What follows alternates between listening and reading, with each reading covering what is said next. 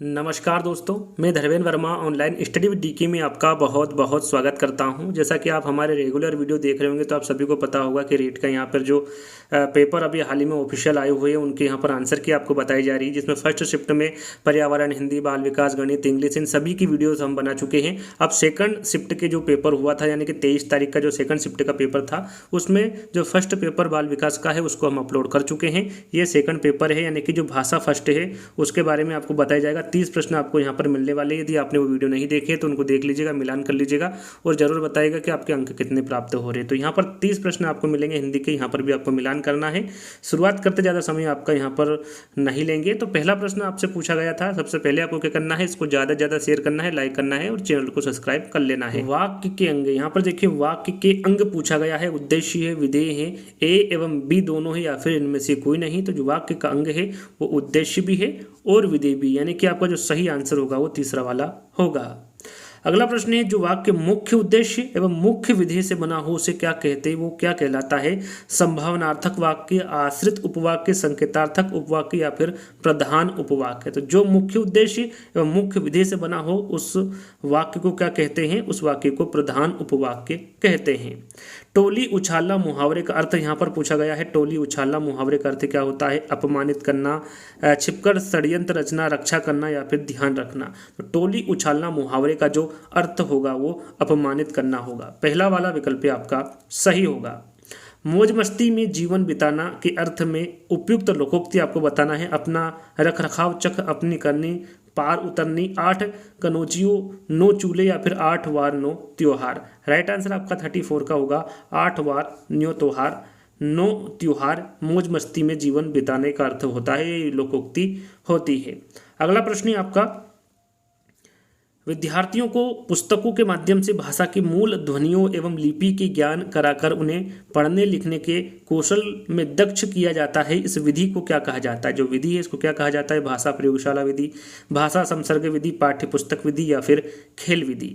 Right answer आपका होगा, इस विधि को पाठ्य पुस्तक विधि कहा जाता है। डाल्टन प्रणाली का जो आविष्कार है ये किसके द्वारा किया गया है, किलपेट्रिक, डाल्टन, मॉन्टेसरी या फिर पार्कहट्स। तो यहाँ पर जो डाल्टन प्रणाली का जो आविष्कार किया गया था ये पार्कहट्स के द्वारा किया गया था। अगला प्रश्न है, ब्लूम उपागम के अनुसार शिक्षा की त्रिपदी प्रक्रिया में सम्मिलित पद कौन सा नहीं है। सामान्यकरण, व्यवहारिक प्रयोग, प्रस्तुतिकरण या फिर व्यवहार परिवर्तन।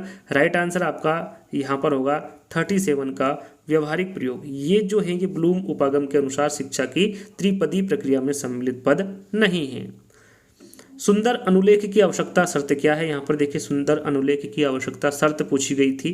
राइट आंसर आपका यहाँ पर होगा, अनुलेख में अक्षरों की बनावट वैसी ही होनी चाहिए जैसे कि आदर्श लेख में हो। यहाँ पर तीसरा वाला विकल्प आपका सही होगा। अगला प्रश्न है आपका, भाषा शिक्षण का दृश्य श्रव्य साधन कौन सा है। चित्र विस्तारक यंत्र है, ग्रामोफोन है, चार्ट है या फिर नाटकीकरण, जैसे हम देख भी सकते हैं और सुन भी सकते हैं। वह साधन के बारे में पूछा गया है तो वहाँ साधन कौन सा होगा, नाटकीकरण होगा। इनमें से पाठ्य पुस्तक के आंतरिक रूप में सम्मिलित तत्व कौन सा नहीं है, भाषा, विषय सामग्री, जिल्द या फिर शैली। तो यहाँ पर जो जिल्द है ये पाठ्य पुस्तक के आंतरिक रूप में सम्मिलित तत्व नहीं है। अगला प्रश्न है, निम्नलिखित में से भाषा पुस्तकालय का लाभ कौन सा है। कक्षा शिक्षण में पूर्ति, स्वाध्याय के लिए अवसर। विकल्प ए एवं बी दोनों सही या फिर इनमें से कोई नहीं। राइट आंसर आपका 41 का होगा, ए एवं बी दोनों, यानी कि तीसरा वाला विकल्प आपका सही होगा। अगला प्रश्न है, इनमें से मौखिक परीक्षाओं का गुण है। एक शिक्षक, यहाँ पर 4 विकल्प पढ़ूंगा, ज़्यादा समय लगेगा। तो इनमें से मौखिक परीक्षाओं का गुण आपसे पूछा गया था और यहाँ पर आपका सही आंसर होगा, इन परीक्षाओं से विद्यार्थियों की 3 भाषाई कौशलों, सुनने, पढ़ने और बोलने का एक साथ मापन किया जा सकता है। यहाँ पर जो तीसरा वाला विकल्प होगा वो आपका सही होगा। अगला प्रश्न है, निम्नलिखित में से उपलब्धि परीक्षण के निर्माण हेतु सम्मिलित पदों में से कौन सा पद नहीं है। परीक्षण योजना बनाना, परीक्षण के प्रारंभिक रूप की रचना करना, परीक्षण का पुनः निरीक्षण करना या फिर परीक्षण का अनुप्रयोग। राइट आंसर आपका 43 का होगा, यहाँ पर परीक्षण का पुनः निरीक्षण। यहाँ पर तीसरा वाला विकल्प आपका सही होगा। अगला प्रश्न है, सतत एवं व्यापक मूल्यांकन प्रणाली का दोष यहाँ पर पूछा गया है। 4 विकल्प हैं आपके सामने। सही आंसर आपका होगा, विद्यार्थी पर वर्ष भर परीक्षा का भय बना रहता है जिससे उसका स्वाभाविक विकास प्रभावित होता है। यहाँ पर 4th वाला विकल्प आपका सही होगा। यहाँ पर देखिए गद्यांश दिया हुआ है, वैसे आपने सभी ने पढ़ लिया होगा, जिन्होंने नहीं पढ़ा वो यहाँ पर इसको पुश कर लीजिएगा, अच्छे से पढ़ लीजिएगा। 45 से 54 तक आपको इसी गद्यांश में से आंसर देना है। तो डायरेक्टली मैं आंसर की ओर चलूंगा, सॉरी प्रश्न की ओर चलूंगा। तो यहाँ पर पहला प्रश्न आपका, ट्रेजेडी शब्द उत्पत्ति का आधार किस आधार पर है? तद्भव है, तत्सम है, विदेशी है या फिर देशज है? तो यहाँ पर आपका 45 का होगा विदेशी। जो ट्रेजेडी शब्द की जो उत्पत्ति का आधार है वो विदेशी है, यहाँ पर तीसरा वाला विकल्प आपका सही होगा। सुधारक का पर्यायवाची शब्द पूछा गया था, रसाल है, प्रभा है, शशांक है या फिर मलई है? तो सुधाकर का जो पर्यायवाची शब्द होगा वो शशांक होगा। जिसकी संवेदना के रूप में अनुभूति हुई हो, वाक्यांश के लिए आपको उपयुक्त शब्द बताना है। प्रसूत है, व्यंजनाएं हैं, संवेदित है या फिर संवेग है? राइट आंसर आपका यहाँ पर 47 का होगा संवेदित। यहाँ पर तीसरा वाला विकल्प आपका सही होगा। आवश्यक शब्द का विलोम शब्द बनाने के लिए कौन सा उपसर्ग प्रयुक्त होगा? अ, अन, अना या फिर अन? यहाँ पर देखिए आवश्यक शब्द का विलोम शब्द आपको बनाना है, तो विलोम शब्द में आप यदि अन लगा देंगे तो अनावश्यक होता है और यही विलोम शब्द होता है। तो यहाँ पर डी वाला विकल्प आपका सही होगा। सामयिक शब्द में प्रयुक्त प्रत्यय आपसे पूछा गया है, इक, इक, इक। यहाँ पर सामयिक शब्द में प्रत्यय कौन सा है पूछा गया है, तो इसमें इक प्रत्यय लगा हुआ है। कौन सा? इक। सी वाला विकल्प आपका सही होगा। अगला प्रश्न है, निहितार्थ शब्द में संधि पूछी गई है, यण संधि है, दीर्घ संधि है, गुण संधि है या फिर वृद्धि संधि है? निहितार्थ शब्द में संधि कौन सी होगी? तो इसमें वृद्धि संधि होगी। कौन सी? वृद्धि संधि। निम्नलिखित शब्दों में से अवयव नहीं है, अधिक, जब, पूर्व या फिर रचना? राइट आंसर आपका क्या होगा? रचना। याद रखिएगा, जो अवयव नहीं होगा वो रचना नहीं होगा। अनुसार शब्द में कौन सा समास है? जो अनुसार है इसमें समास पूछा गया है, कौन सा है? अव्ययी भाव समास है, तत्पुरुष समास है, द्वंद्व समास है या फिर द्विगु समास है? राइट आंसर आपका 52 का होगा अव्ययी भाव समास। अनुसार शब्द में कौन सा समास होगा? अव्ययी भाव समास होगा। वहाँ शब्द में सर्वनाम कौन सा होगा? निश्चयवाचक सर्वनाम, संबंधवाचक सर्वनाम, निजवाचक सर्वनाम या फिर अनिश्चयवाचक सर्वनाम? राइट आंसर आपका 53 का होगा निश्चयवाचक सर्वनाम। वहाँ शब्द में सर्वनाम निश्चयवाचक सर्वनाम होगा। लोभ शब्द में कौन सी संज्ञा होगी? व्यक्तिवाचक संज्ञा, जातिवाचक संज्ञा, वस्तुवाचक संज्ञा या फिर भाववाचक संज्ञा? राइट आंसर आपका यहाँ पर होगा भाववाचक संज्ञा। जो लोभ शब्द है इसमें कौन सी संज्ञा होगी? भाववाचक संज्ञा होगी। अब यहाँ पर एक गद्यांश दिया हुआ, पद्यांश के आंसर हम आपको बता चुके हैं। गद्यांश को आपको अच्छे से पढ़ लेना यदि आपने नहीं पढ़ा है तो यहाँ पर डायरेक्टली हम आंसर की ओर बढ़ेंगे, प्रश्नों की ओर बढ़ेंगे। जातियाँ शब्द का आपको एक वचन बताना है। जाति, यहाँ पर 4 विकल्प दिए हुए हैं। जातियाँ शब्द का एक वचन होता है जाति, यानी कि 4th वाला विकल्प आपका सही होगा।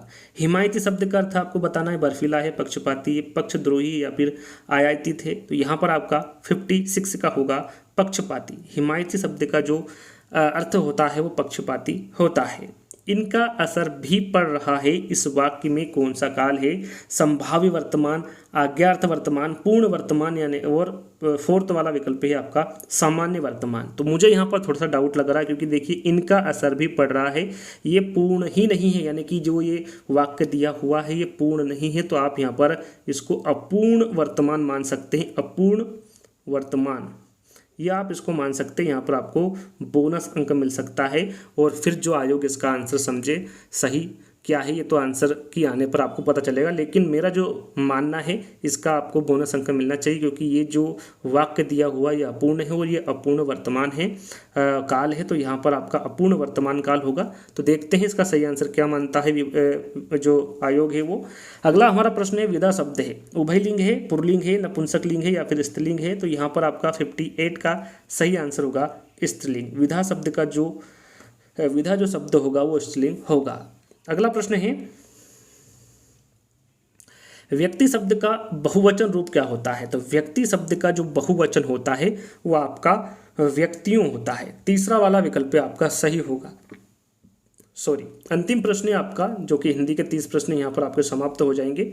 राजस्थानी के भाषा शब्द का मानक हिंदी रूप क्या है? तो यहाँ पर हिंदी रूप क्या होगा? भाषा होगा। बी वाला विकल्प आपका सही होगा। तो यहाँ पर 30 प्रश्न आपके हिंदी के समाप्त होते आपको यहाँ पर कमेंट्स के माध्यम से बताना है। वैसे इतने कठिन पेपर नहीं था हिंदी का, आपको 30 में से 28 नंबर आराम से प्राप्त हो सकते हैं। फिर भी आप कमेंट्स के माध्यम से बताइएगा कि आपको इन 30 प्रश्नों में कितने नंबर आ रहे हैं। फिर मैं आपको बता रहा हूँ, आपको हर 15 मिनट पे, आधे घंटे पे, 1 घंटे पे हमारे चैनल को विजिट कर लेना है, ताकि यदि आपके पास नोटिफिकेशन नहीं आती है तो वीडियो आप वहाँ से देख सके, प्राप्त कर सके। तो दोस्तों, अगली वीडियो में जल्दी ही हम मिलते हैं। जब तक के लिए धन्यवाद।